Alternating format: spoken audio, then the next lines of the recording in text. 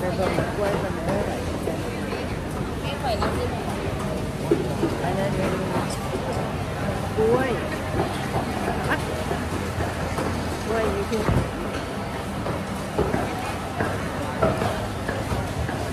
นี่มันกล้วยเป็นไปกันเลยนี่เจอไง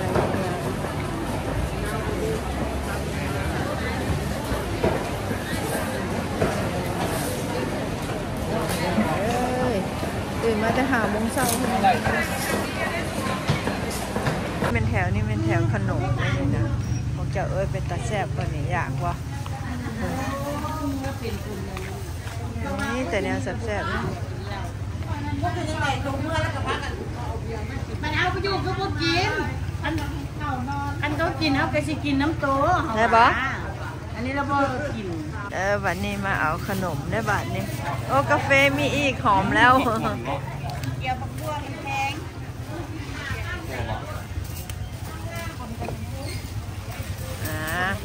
อันนี้พากันมาซื้อขนมไปกินกับกาแฟ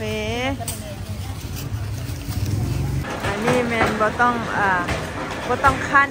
ยาก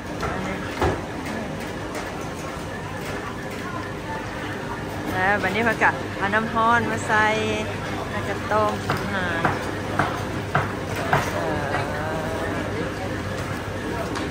กับปั่นน้องหมาแล้ววันนี้ตอกเอานี่เป็นตอกน้ำตอกน้ำแล้วนี่มาออกมาเป็นที่ออกมาแล้วว่านี่เขาได้น้ำแล้วน้ำของเขาแล้ว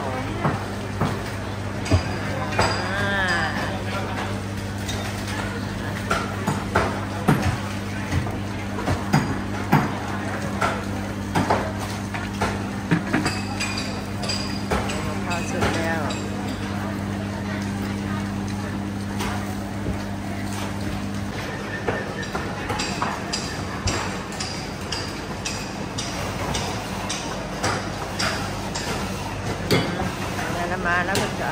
เอามาปั่นใส่ในนี้คือ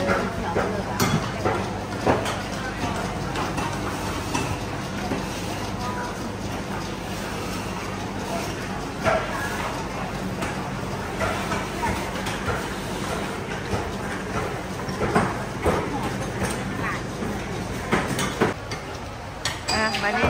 มาซื้อกับข้าวให้จะปั่นให้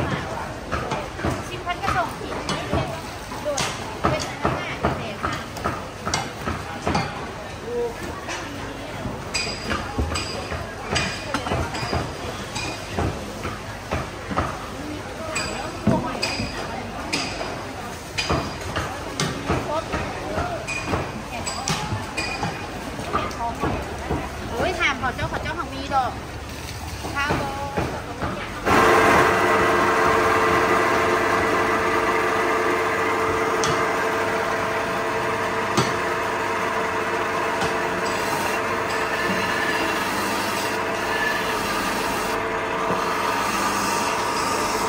อันนี้แม่ค้าขายปันนี่เด้อแม่ค้าขายไก่แถวนี้มันมาค้าขายไก่กระตับจับซับตัวคนเฮาน่ะแมนอันนี้แมนแม่ค้าขายนะเขียบหมู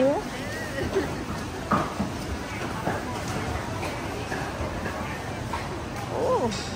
อันนี้แมนผักก้งเนาะผักดงแดงโอ้คิดเล็กมาใช่เริ่มเล็กมาเคยคนหาก็เห็ดให้กินมื้อวางก่อนท่านแล้วอันนี้อย่านอนง่ายที่นอนง่ายอย่าที่นอนง่ายซับโอ้แล้วก็อันนี้มะกรูดมีแต่งามๆเลยสวยหอม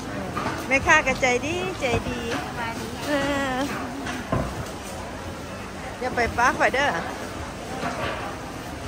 ตลาดนนท์พ่อเด้อโอ้ตลาดนนท์พ่อโมนี่ตลาดนนท์พ่อมาเที่ยวตลาดนนท์พ่อเด้อไงเพิ่นเปิดจากโมงนี่แต่ อ้โห 4 โมง หลัง4 โมงวะนะ You guys they open early in the morning เลยเท่ากัน open about 3 o'clock แล้ว โอเคโอเควันนี้เป็นแถวแถวไกล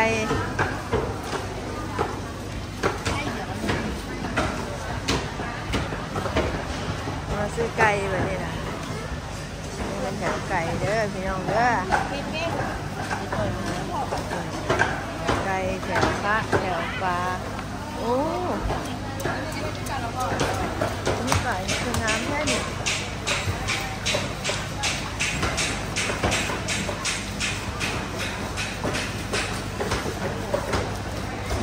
อันนั้นคุณไหมค่ะ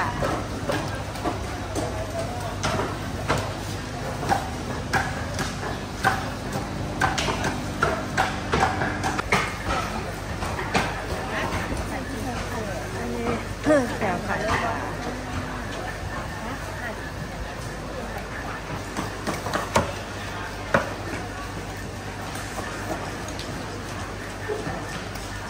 แล้วแต่เป็นแถวเป็นแถว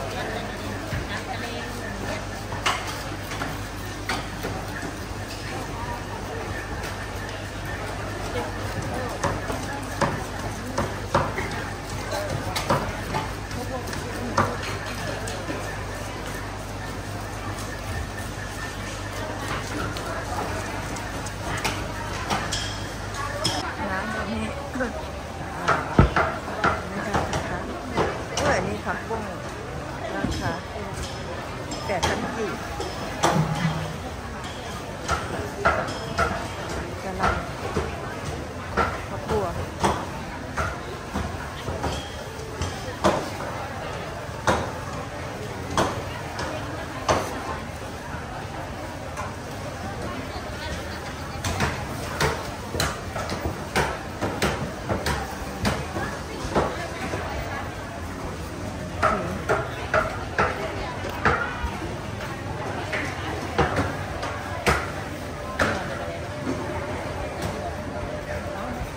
เป็ด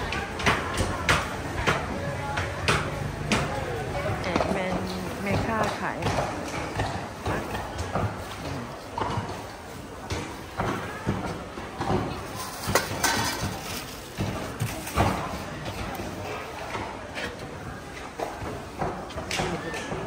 สะออนเนื้อตัง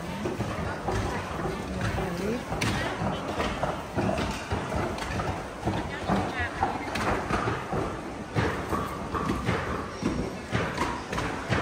ใบอย่างนี้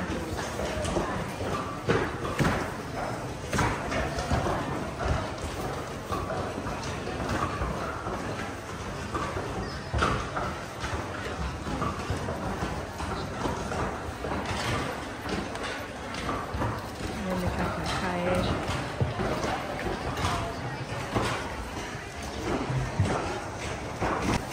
วันนี้มาเบิ่งเอาซีนหมูแบบนี้น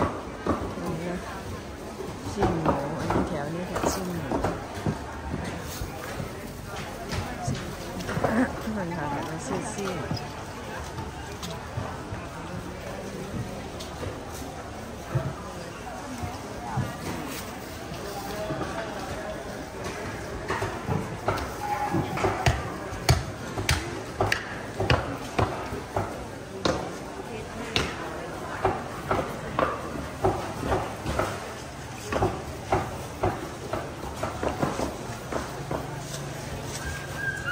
นี่มันจะหมูแถวนี้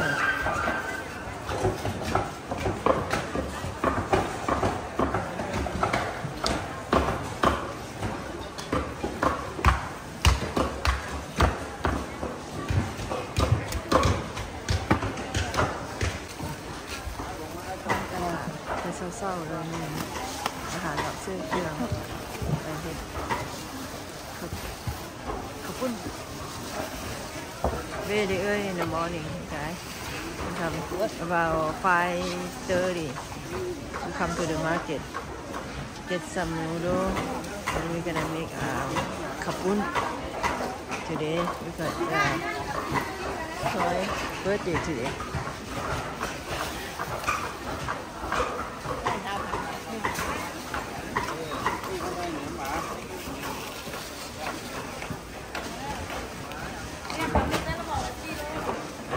พวกขายของเส้นเป็นอย่างอันไหนสิพาไปเบิ่งอันนั้นพวกขายกับขายซิ่ง